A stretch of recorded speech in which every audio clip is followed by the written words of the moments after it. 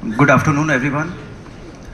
Honorable Development Commissioner, Honorable Additional Chief Secretary, Industries Department, Investment Commissioner, dignitaries present on dais, off the dais, all the investors.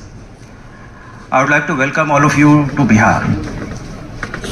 और जब industry की बात होती है तो raw material की बात पहले होती है। तो मैं एग्रीकल्चर सेक्रेटरी के रूप में आप सबको एश्योर करना चाहता हूं कि बिहार में सफिशिएंट रॉ मटेरियल है फूड प्रोसेसिंग इंडस्ट्री के लिए। और ये कैसे हैं, अभी काफ़ी बातें इंडस्ट्री सेक्रेटरी ने आपको बताई, लेकिन कुछ बातों को सप्लीमेंट करते हुए मैं आगे ले जाना चाहूँगा कि बिहार में 70% से अधिक आबादी एग्रीकल्चर पर डिपेंडेंट है, और वो भी quality agriculture. Next slide please.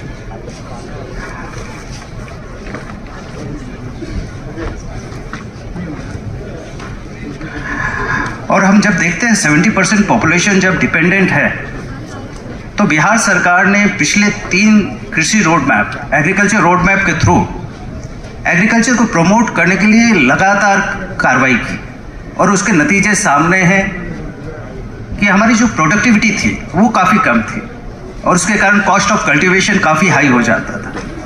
तो गवर्नमेंट ने एग्रीकल्चर रोड मैप के थ्रू जो इंफ्रास्ट्रक्चर क्रिएट किया, जो इन्वायरमेंट क्रिएट किया, उसके कारण पैडी की प्रोडक्टिविटी 3 गुना से ज़्यादा, लगभग 4 टाइम्स तक पहुंच गई है पिछले 15 सालों। और जो प्रोडक्शन है वो 30 लाख हेक्टेयर में अभी हो रहा है, और 11 लाख मिलियन का प्रोडक्शन है हमारा। जब गेहूं की बात होती है तो गेहूं का भी जो पर हेक्टेयर प्रोडक्टिविटी है वो भी डबल से ज़्यादा हो गई। और इसी तरह मक्का, जिस इथेनॉल फैक्ट्रीज की अभी बात कर रहे थे, उसका जो बेस मटेरियल है मक्का, उसका प्रोडक्शन बिहार में लगातार तेज़ी से आगे बढ़ रहा है। अब ये डबल से ज़्यादा प्रोडक्टिविटी हम लोगों ने रिकॉर्ड की है। तो जो प्रोडक्शन है वो लगातार बढ़ रहा है, प्रोडक्टिविटी बढ़ रही है। इसके कारण जो रॉ मटेरियल है वो सफिशिएंटली अवेलेबल है, मार्केट में हमारे पास है। और इस कारण बिहार सरकार को 4 साल तक कृषि कर्मण्य अवार्ड, जो भारत सरकार का होता है कृषि के क्षेत्र में, वो मिला।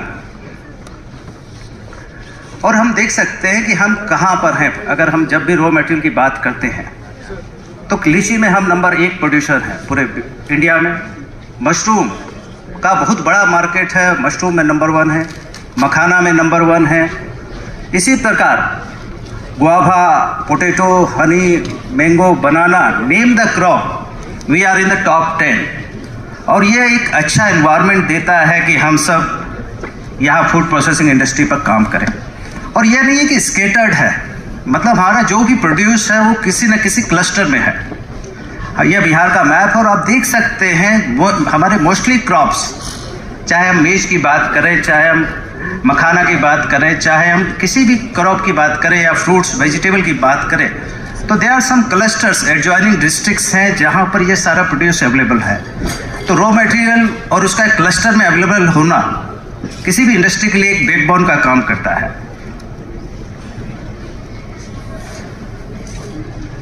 अब उसके लिए एक अच्छा इंफ्रास्ट्रक्चर चाहिए। जब तक एग्रीकल्चर बेस्ड इंडस्ट्री या agriculture based value chain create नहीं होगा, और उसके लिए आज ये समिट काफ़ी इम्पॉर्टेंट है। और बिहार सरकार की मदद से लगातार इस क्षेत्र में काफ़ी इन्वेस्टमेंट भी हुआ है, लेकिन अभी भी हमें कोल्ड चेन सेक्टर एक ऐसा है जहां आप इन्वेस्ट कर सकते हैं, और एक बहुत बड़ी अनमेट डिमांड बिहार में अवेलेबल है। और इसके लिए काफ़ी सारी schemes, apart from industrial incentive, agriculture department भी काफ़ी इंसेंटिव दे रहा है, और उसके लिए काफ़ी फंड्स अवेलेबल हैं जिसमें आप सीधा इन्वेस्ट करके काम कर सकते हैं। इसके अलावा बिहार की एक अलग से Bihar agri investment promotion policy है, जो एग्रीकल्चर डिपार्टमेंट अलग से इंसेंटिव देता है कुछ पर्टिकुलर क्रॉप्स के लिए, कुछ पर्टिकुलर फूड प्रोसेसिंग इंडस्ट्रीज के लिए। वो दूसरा है, वो जो इंडस्ट्रीज डिपार्टमेंट इंसेंटिव देता है, उसके अलावा ये सारे इंसेंटिव हैं।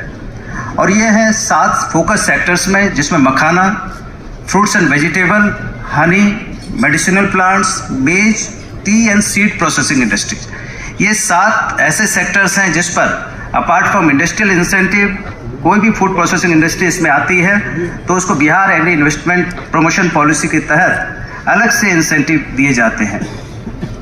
और इसके लिए बिहार एग्रीकल्चर इंफ्रास्ट्रक्चर फंड भी अवेलेबल करवाया गया है, जिसमें हम लोग बैंक्स के मदद से डिफरेंट फैसिलिटीज अपने यहाँ से देते हैं। अब आपके लिए कहाँ पर स्कोप है?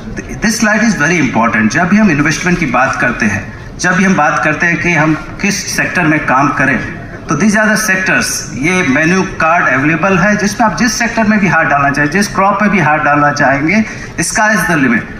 चाहे हम लीची की बात करें, हनी की बात करें, मैंगो, मिर्च, potato chips, jute processing industry, mushroom, T, vegetables, millets, जो एक नया मार्केट बिहार में इमर्जिंग मार्केट आने वाला है, dairy processing, animal feed manufacturing, poultry, cold chain, agri implements.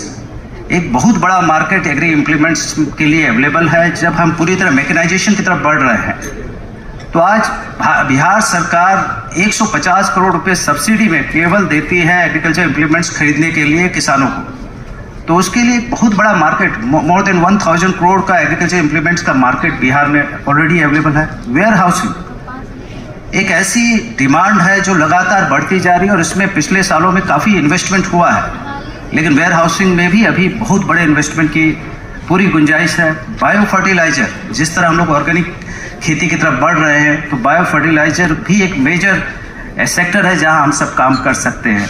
तो ये पूरा मेन्यू कार्ड अवेलेबल है, जिसमें हर तरह की फैसिलिटी अवेलेबल है। और बीइंग एग्रीकल्चर डिपार्टमेंट और इंडस्ट्रीज डिपार्टमेंट, हम सब आपको ये एश्योर करने के लिए बैठे हैं कि आपको जैसा रॉ मटेरियल चाहिए, जिस क्वालिटी का रॉ मटेरियल चाहिए, जिस क्वांटिटी का रॉ मटेरियल चाहिए, वो हम लोग आपको अवेलेबल करवाने में हेल्प करेंगे। और इसके लिए यदि फार्मर्स को ट्रेनिंग का देनी हो, फार्मर्स को कुछ सपोर्ट देना हो, फार्मर्स को कुछ सब्सिडी देनी हो जो एग्जिस्टिंग नॉर्म्स से ज़्यादा भी है, तो हम लोग फार्मर्स को सपोर्ट भी करने के लिए तैयार हैं, ताकि वो फर्दर इंडस्ट्री को सपोर्ट कर सके।